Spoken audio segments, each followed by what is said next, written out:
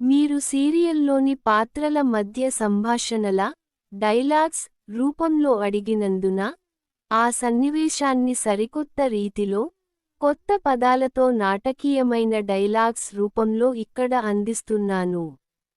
సన్నివేశం: ఇంట్లో ఉదయాన్నే కాఫీ అడుగుతూ సంభాషణ మొదలవుతుంది. బాలు: మీనా, త్వరగా ఒక కాఫీ పట్టుకురావే. బయట చాలా పనుంది, త్వరగా వెళ్ళాలి. మీనా: ఒక్క 2 నిమిషాలు కూర్చోండి, కాఫీ తీసుకొస్తాను. బాలు: ఈ 2 నిమిషాలు ఖాళీగా కూర్చోవడం ఎందుకు? నీతో కాసేపు సరదాగా మాట్లాడొచ్చు కదా.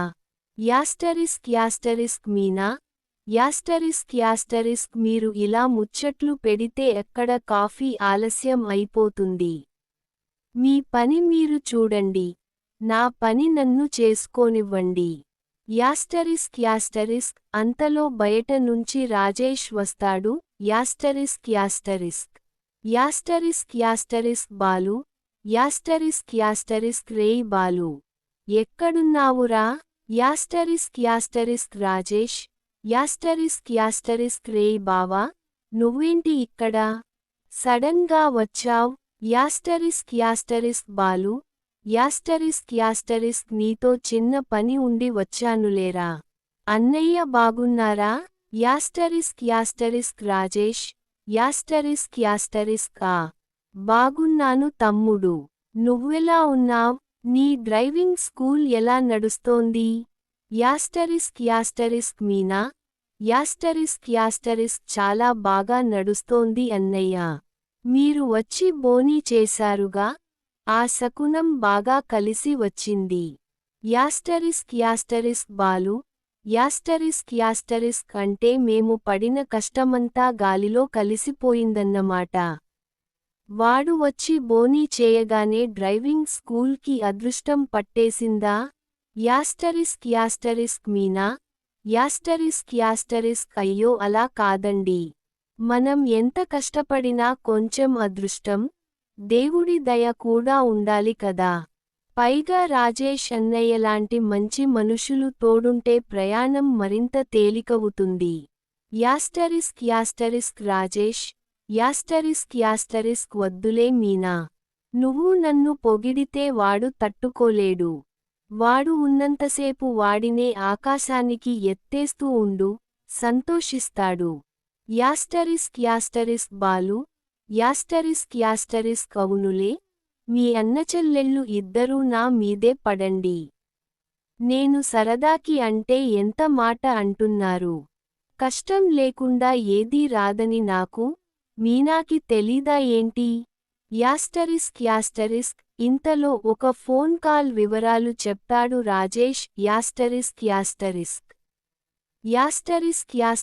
రాజేష్: సరేగాని, అసలు విషయానికి చెప్పడం మరిచాను. ఒక పెద్ద పార్టీ నుంచి ఫోన్ వచ్చిందిరా. అర్జెంట్గా డ్రైవింగ్ నేర్చుకోవాలంట. ఎంత ఖర్చైనా పర్లేదు కానీ త్వరగా, బాగా నేర్పించమంటున్నారు. బాలు: బాగా నేర్పించమంటే నేర్పిస్తాం కానీ, త్వరగా అంటే ఎలా కుదురుతుంది? డ్రైవింగ్ అంటే 2 రోజుల్లో నేర్చుకునే వంట అనుకున్నారా ఏంటి? రోడ్డు మీదకెళ్ళాలి, ట్రాఫిక్ చూడాలి, మలుపులు తిప్పాలి. ఇదంతా సమయం పడుతుంది. మీనా: ఏంటి? వంటని అంత తేలిగ్గా తీసిపారేస్తున్నారా? డ్రైవింగ్కి, వంటకి తేడా లేదా ఏంటి?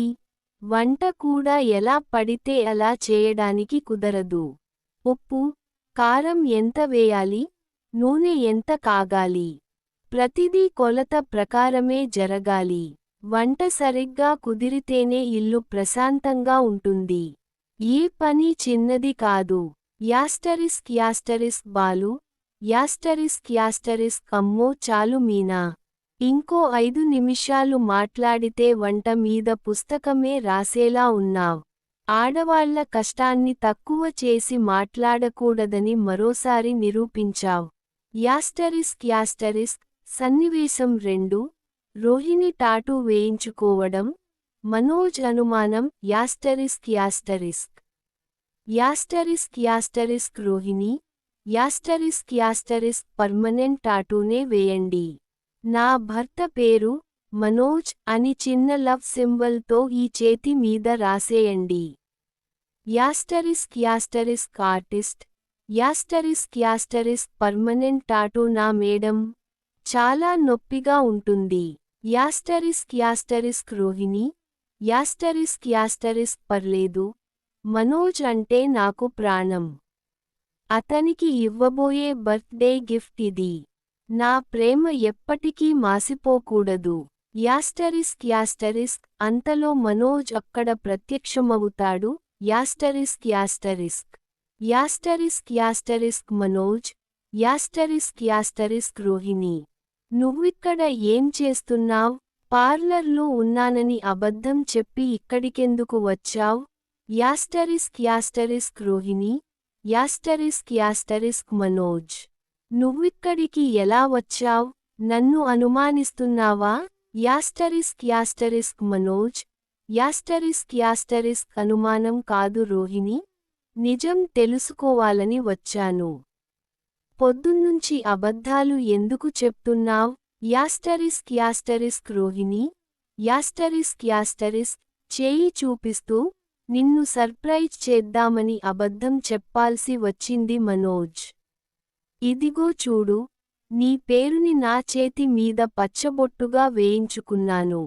నా ఊపిరి ఉన్నంతవరకు ఈ పేరు నా చేతి మీద, నువ్వు నా మనసులో ఉంటావ్. యాస్టరిస్క్ మనోజ్. యాస్టరిస్క్ కాస్త భావోద్వేగానికి గురై, రోహిణి. నా మీద నీకు ఇంత ప్రేమ ఉందా? అంత నొప్పిని ఎలా భరించావే? సారీ రోహిణి. నిన్ను తప్పుగా అర్థం చేసుకున్నందుకు నన్ను క్షమించు.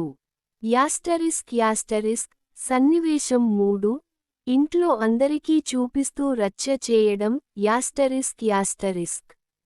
యాస్టరిస్క్ మనోజ్.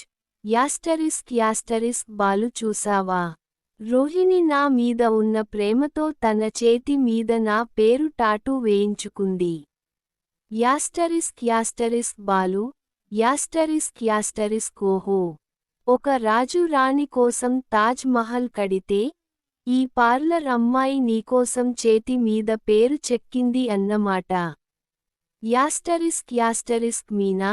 యాస్టరిస్క్ రోహిణి గారు. నిజంగా అంత నొప్పిని ఎలా తట్టుకున్నారు? యాస్టరిస్క్ రోహిణి.